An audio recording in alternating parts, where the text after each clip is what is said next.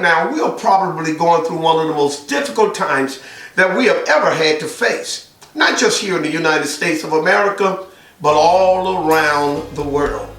And you know, it made me think about a few years ago, here at the Mount Zion Church, Casey, we were facing some of the most difficult times we have ever had to go through, especially in our music department. It started with our assistant minister of music, and then the next thing you know, it hit our minister of music. It wasn't the coronavirus, it was that other big C. And I believe that their testimony, especially right now, if you're struggling with an illness or a sickness, or have a family member that is struggling with an illness or a sickness, I believe that their testimony will not only encourage you, but it will definitely inspire you. So listen and be blessed. Hi, I'm Ricky Glenn, pastor at Mount Zion Church, Casey. I'm sitting here with my oldest, Rochelle. And you know, in October, we were celebrating Breast Cancer Awareness Month. And you know, a few years ago, I think about 7 years ago, we had the greatest, one of the biggest scares of our life. I remember coming home and Rochelle said, "Dad, I need to ask you about something." And she said that she was, pulling something down out of the attic and it fell on her. And so she was checking herself and she felt the bruise, but she also felt the bump. And so, the first thing I said, well, you probably need to go get that checked. So she went, got it checked, and the next thing you know, they was calling us and said that she had been diagnosed with stage 2 breast cancer. And man, scared us to death, I'm telling you. And what we wanted to do, wanted her to share with us a little bit about what that journey was like. Well, the journey was something. It really was a journey. Hearing the words that you have cancer. Of course, the first feeling that I felt was scared, fear. Okay. Because you hear so many bad things around the term cancer, and the main thing is being deaf. Yeah. I know you were scared. All of us were scared. Right. I remember your sister, Carlinda, she laid in the bed and started crying. Yeah. And you had to go in there and try to comfort her. Yeah. Yeah, scared because I had a daughter. Yeah. Not wanting to leave her,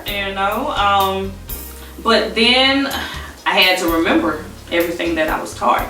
I had to pick myself up. Okay.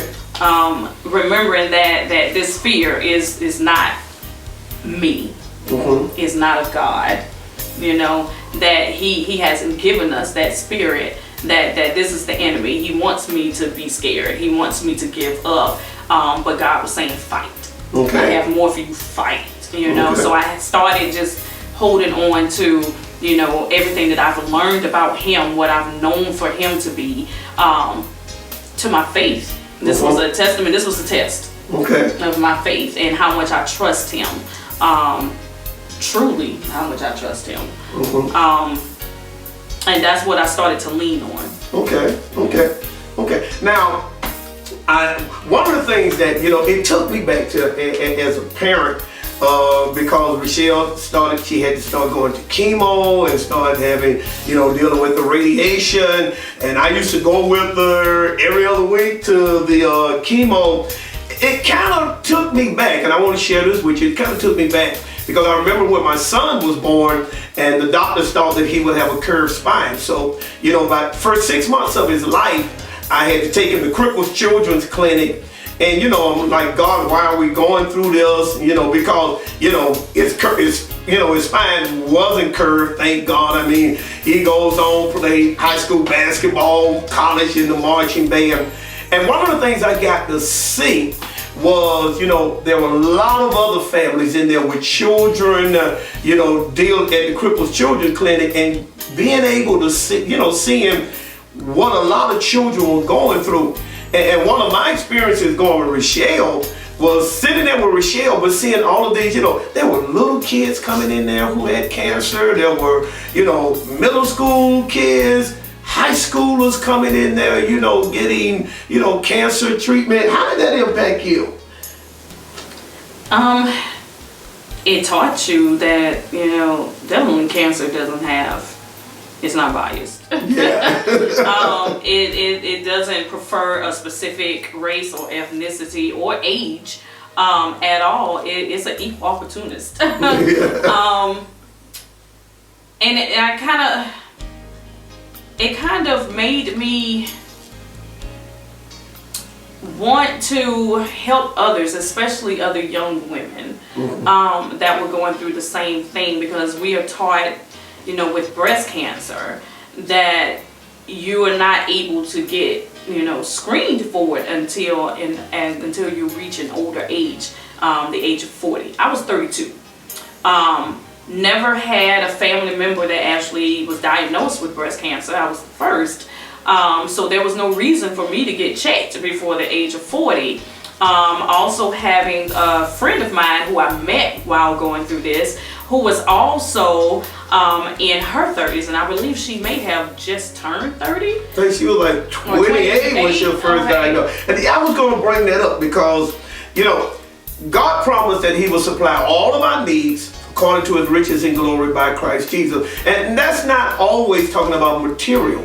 Sometimes you need people that will, can walk with you through this. I mean, I'm her dad, but didn't have breast cancer. So I'm there for her, but I don't fully understand the process and what it means. And I remember God bringing someone into her life, Latoya. Brought Latoya into her life. Latoya had been diagnosed at 28, and she proved to be a great friend to you. You guys like sisters now. Yes, Talk to me about that. It was awesome meeting her. I had someone we leaned on each other, cried together, prayed together, talked each other out of mindsets around this. Just being that advocate for each other and that support for each other. It's different when you have someone that understands exactly what you're going through. Like you said, you have people who have never been through it, and they give you words of encouragement and words of sympathy, but they don't understand necessarily exactly how you feel. So it was wonderful, and it was great having Toya, who I call my twin. So it was great having twin in my life, because anytime I felt down or I might have been depressed, I could pick up the phone and call her. She'd already been through it, so she can give me scriptures or give me words of encouragement on that would help lift me up, when I needed it. Hello, everyone. For those that don't know me, my name is Rodney Green, and I wanted to make this video to kind of give my testimony and kind of share my testimony with everyone. Hopefully my testimony will help a lot of other people. Back in June of this year, which is 2018 right now, I went to the doctor and found out that I had cancer. Of course, this caught me totally off guard. But one thing about it is God was with me through the whole process. Even before I found out that I had cancer, normally I always go get my checkup. And this time I had got my checkup and everything turned out well. But God was kind of nudging me, saying, no, go back again and let them check you again. I'm like, okay, everything is well. Why do I got to go back and, get another checkup?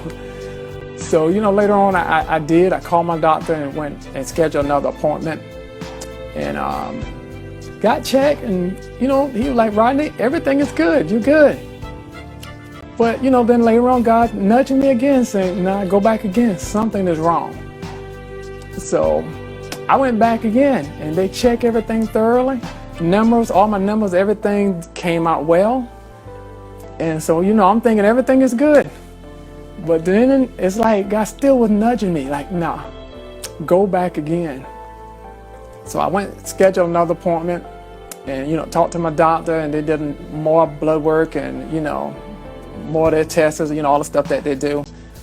And this time, Well, before all that happened, because I was sharing with my wife that, I just felt that something was wrong. I had no symptoms of anything, but I just felt something was wrong. That God kept just letting me know something wrong. Go back and get checked again. So I told my wife, I said, I want to go to a specialist. I want my doctor to send me to a urologist, because I just feel something, in my spirit that something is wrong, even though I didn't have any symptoms.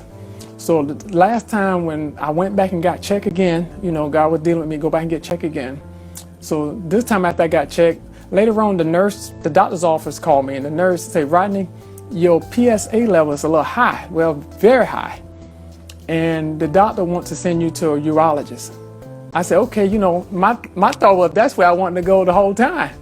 So I went to the urologist, and the urologist said, you're a little young for all that, whatever's going on for your PSA level to be high, because they did a thorough blood work, all my numbers, cholesterol, everything was just normal.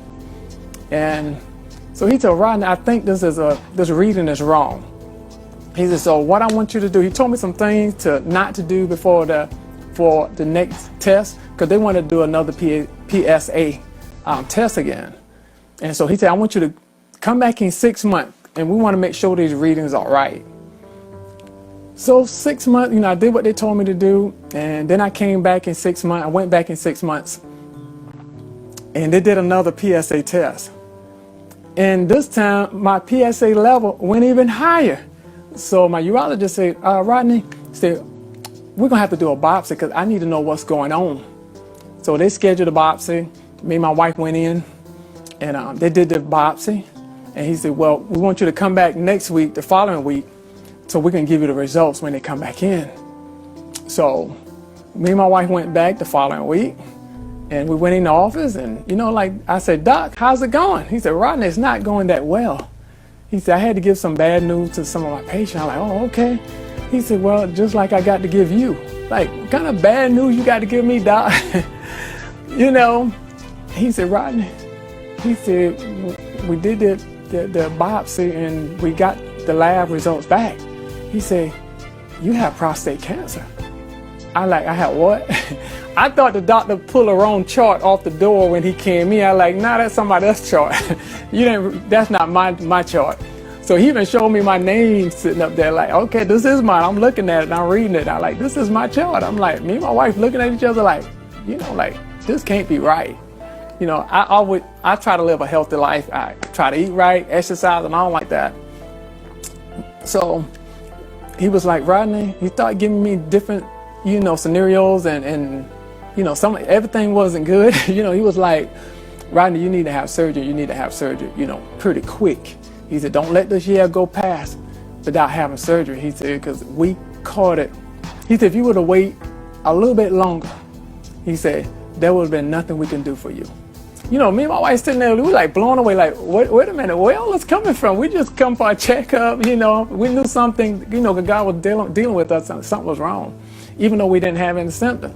He said, but if you would have waited, there would have been nothing we could have done for you. So I wanted to say this because I wanted to talk to a lot of the men. And imagine if I didn't went and got checked. If I would have always get checked, but I missed that particular year or this year. And then if I would have skipped a year and went back the next time, and he was like, my doctor would have probably was saying, Rodney, you skipped last year, and that was the year you needed to come. Because, the cancer could have spread through my body. And so I wanted to challenge the men, get your checkups. Whether it's, PSA, to get your prostate checked, or whether you have diabetes or, all these different type diseases, get checked. It's okay. Get checked. Lead your family in the sense of make sure everybody get their tests done. Make sure our wives, get their mammograms. Let's stand up. This stuff is serious.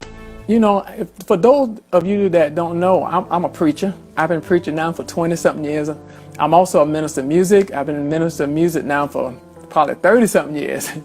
So, even me being a preacher, it happened to me. Me being a minister of music, traveling all over the different places or preaching all over the different places, it still happened to me. But one thing about me, I like to take time out with myself and take care of myself. And I also wanted to share with you is, y'all, we take better care of our cars than we do our own bodies. You know, we won't even go get checked, but we'll take our car to the mechanic. Well, if we see that engine light come on, we're taking our car to the mechanic and get it checked. Or when them 3 months are up, we make sure we take our car to the mechanic to get that oil change. But we won't go to the doctor to get checked. And most time, by the time we get there and we done start having all these different symptoms, a lot of time the doctor say, if you would have just came to me a little earlier, we could have treated. But you waited so late, so there's nothing that we can do for you. So I just want to challenge, our men, like, let's take time out of our schedule and get thoroughly checked. Get your blood work done. Every year, go get checked.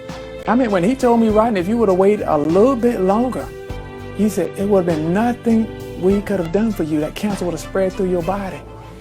So, when we got that news, we were like, okay, So he said, Rodney, I want you to have one of the best surgeons in the world. I'm like, wait a minute, doc, is it that serious that you're trying to hook me up with one of the best surgeons in the world? And so he gave us, a name and I would have had to go out the state to get the surgery done. So me and my wife began to seek the Lord. My wife, she just jumped on it, We called around and she called Cancer Treatment Center of America in Atlanta.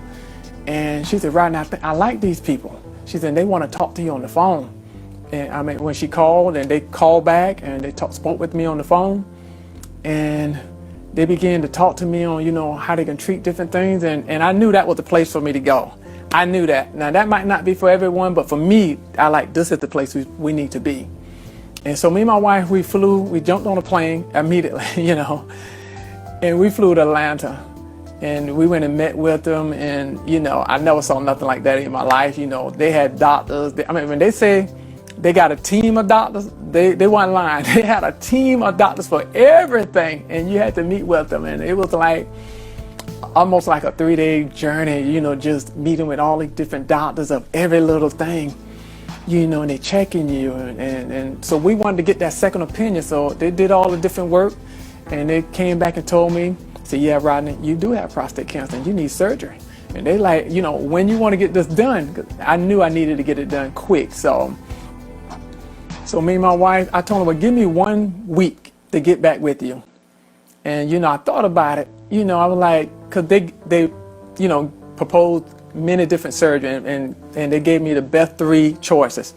And I like, okay, I got to pick out one out of these 3 choices. And so I like, well, give me 1 week and I'll pick my choice. I'll let you know which one I want and all like that. And I thought about that thing. I said, I don't need 7 days to make a decision, not when it comes to my health.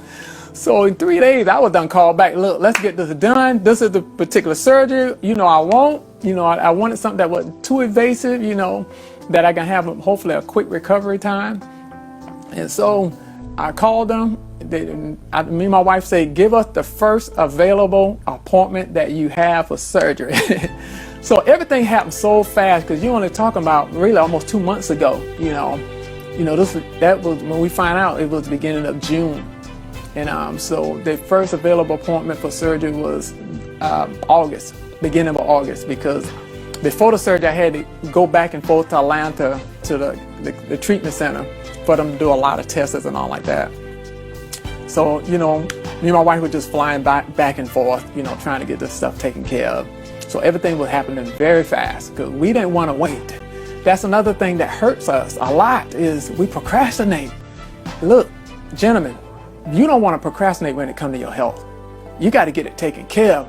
All these skipping appointment and skipping years, I'm talking to some people, they're like, hey man, I ain't had an appointment in 20 and 30 years. I ain't got checked in that long. I'm like, no, don't do that to yourself.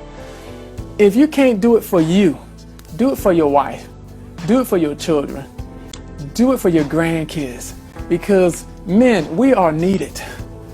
Our children need us. This can be a mean world, and we need to protect our kids and our family. We need to be around, and we need to be in good health. And my thing was always, and it still is, I want to live a long, healthy life.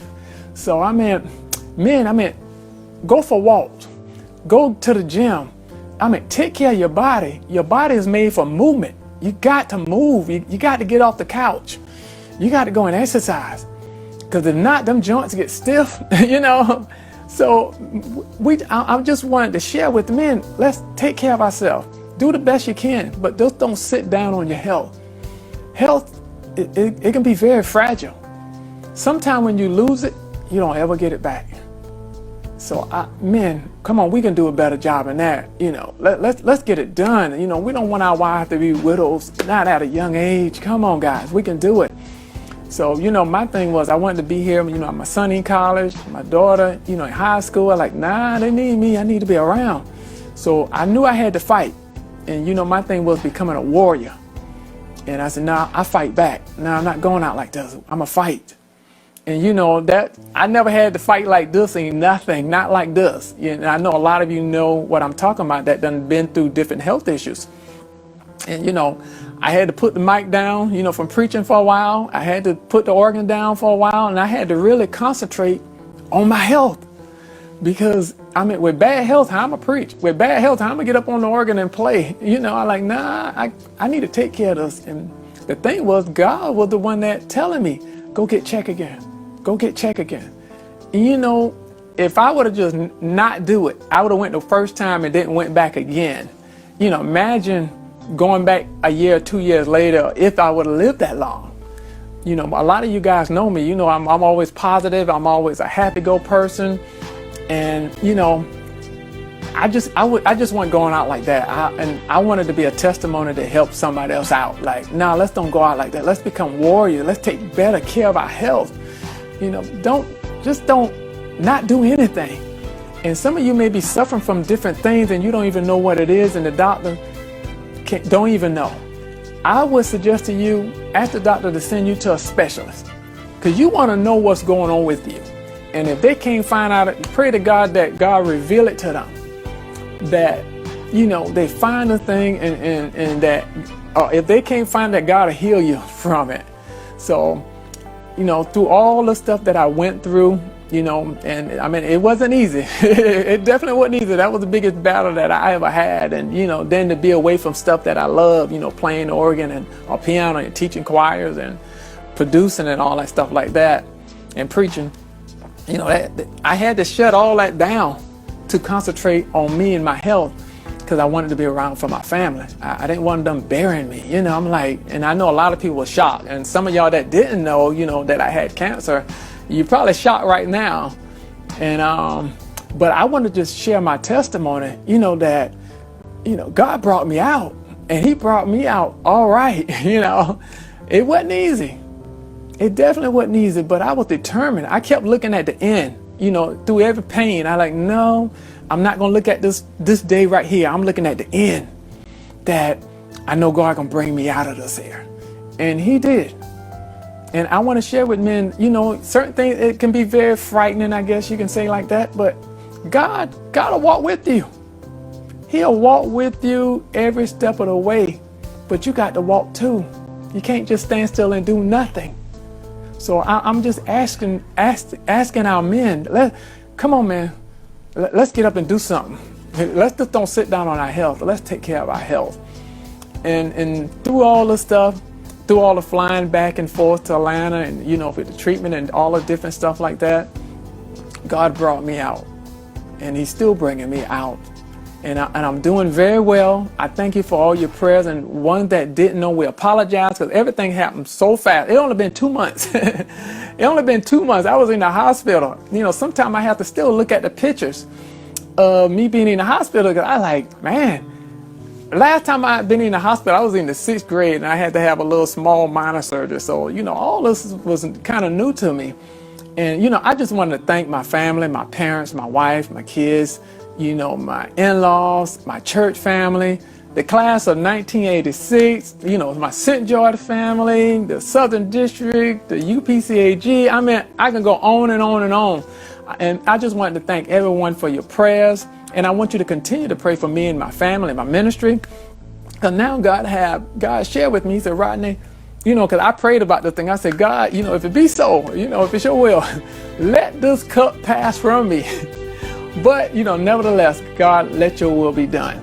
And God shared with, and the Spirit shared with me, said, no, Rodney, you're going to have to go through this one because I'm going to use you. I'm going to use this testimony that you get ready to have. I'm going to use that to minister to men. Because, and when I look at it, a lot of us men, y'all, we're dying early. And some of our death don't have to take place. A lot of time, I'm looking at a lot of men, it's just that we're not taking care of ourselves, or we're not doing what the doctor told us to do, or we're not even going to the doctor. That's not good.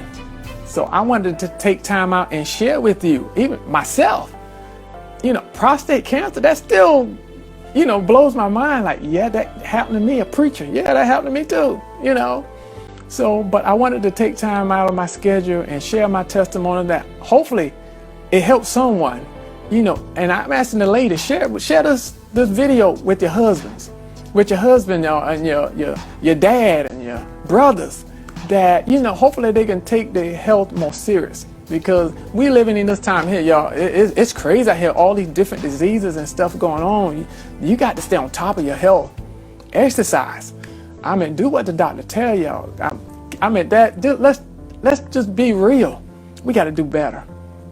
And if something do happen, do what you're supposed to do. Get it taken care of. God will be with you. Some of them might get a miracle and get healed just like that. Some of them might have to go through the process. But be willing to go through the process so you can live a little longer. So I just wanted to take time out my schedule and thank everyone for their prayers and support, because with my surgery, I wasn't home. I was all the way in Atlanta, back and forth from the hospital to the hotel, and my family had to travel up there, all down there to see me and visit me and be with me during the surgery time. And then I would fly back and had to go right back again. And so, but I had to do what I had to do because I wanted to be around, I'm sorry, I wanted to be around. It's a lot more stuff I wanted to do in life. And my goal is to get it done. So I hope you enjoy hearing my story and hearing my testimony. And I'm hoping that let's make this video go viral, that it can help some of our brothers, that we'll do a better job of taking care of ourselves. And a lot of times it's not easy. It wasn't easy, getting cut on and doing all, in that type of environment. But I had to I kept my focus on my family, and I knew God, He didn't told me that for me to die. He told me that so I can go and get help, because He gave the doctors the wisdom and the knowledge to help us. Just like He gave the mechanic the knowledge to fix our cars. So let's take advantage of that, and let's do better, and let's take care of ourselves. Thank you, and may God bless you. Bye-bye. And I also wanted to let you know that me and my wife went back to the Cancer Treatment Center to find out the results after the surgery, and I think that's about 2 weeks ago. And we went in and sit down and talked with the doctor, and they ran their tests and all like that, and we find out we are cancer-free.